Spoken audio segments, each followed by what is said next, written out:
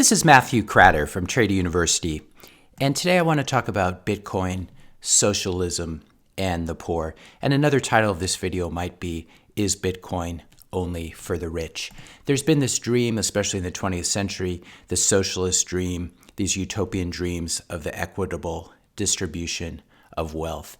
And while this is a really nice idea, unfortunately, even before the 20th century, from the time of called the English Revolution and the French Revolution, all the way up to the 20th century revolutions, this utopian dream of wealth equity, equitable distribution of wealth, has only taken place using force and violence. We have the Bolsheviks in the Russian Revolution. We have Mao Zedong in the Chinese Communist Revolution. And in modern times, we have people, of course, like AOC, who are big fans of socialism. They love wearing fancy dresses that say tax the rich.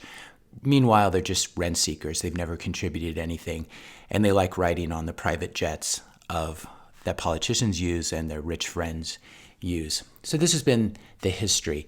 The fact of the matter is that there's always going to be some inequality of wealth. You have very unproductive people like Lenin and Mao Zedong and AOC, who have really contributed nothing to the world except rhetoric and violence. Then you have very productive people like Steve Jobs, who have actually contributed. In the world I want to live in, I would like someone like Steve Jobs to be a billionaire, not someone like Mao Zedong, who did it through violence. This brings us to the question of Bitcoin. There's always this talk that's just for the rich and that it's not a fair system. And I think this really misunderstands it. Bitcoin has had the fairest distribution of any money in history. It wasn't central bankers who got to it first, investment bankers, Wall Street, or others closest to the money printer, often called the Cantillon Effect or Cantillon Effect. It wasn't these people. It wasn't the soldiers with the most guns or the most cannons stealing the gold mine and the land with the gold from native peoples. In the case of Bitcoin, it was actually kind of cool. It was idealistic weirdos. It was libertarians. It was people who believed in freedom. It was the cypherpunk email list who got the first Bitcoin. Even Satoshi, who invented Bitcoin, he or she or they needed to expend time and energy to mine the first coins. They didn't just print them up the way coins like Ethereum did it. There was never a free lunch. And Satoshi, of course, has never spent all the million Bitcoin or so that he has. He mined the Bitcoin originally just to secure the network because there are no other Bitcoin miners. And as such, he really has to go down as one of the most altruistic people in the world. He's never spent his coins, and there doesn't seem to be any sign that he will spend his coins. Of course, if he decides to, it's not the end of the world. The Bitcoin market is now very large and very liquid.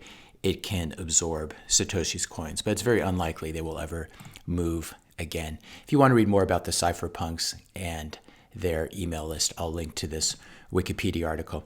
Bitcoin, few people realize this, but it has realized the dream of fair and nonviolent redistribution of wealth using the free market and without coercion. By contrast, the violence of communists and socialists and big governments that want to redistribute wealth. This is a very, very important chart that needs to be circulated more. This is, I'm taking it from Willy Woo's Twitter feed, and I'll link to it. There are a couple of things I'll point out. First, this blue line here is just the price of Bitcoin since, call it 2011, 2010, something like that. The green line is a very significant line. This is holders or public addresses that have 1,000 or more Bitcoin. So we could consider this one form of the whales. And we can see that it's really declined since the early days. It's been a sharp decline. Meanwhile, the amount of Bitcoin held publicly, and I'm not sure exactly what this metric means, but we could say this is the general public. It's been going up. Most significantly, though, is this bottom line right here. This is holders of 10 Bitcoin or more.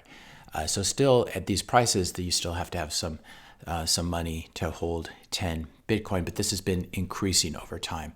And so what we've seen here is the redistribution of wealth by the whales giving their coins to everyone else. This is often a critique of Bitcoin that, it will never work as a currency because Bitcoiners are such fanatics. They're never going to spend their Bitcoin or send them to anyone. And so there's not going to be enough money or something like this. The argument doesn't even make any sense. But the first point I want to make here is we've had a nonviolent redistribution of wealth. This is the socialist ideal, but carried out in a completely free market system. And the way it works is this, obviously, is maybe the first generation of Bitcoiners is very idealistic and very dogmatic. They're never going to sell their Bitcoin.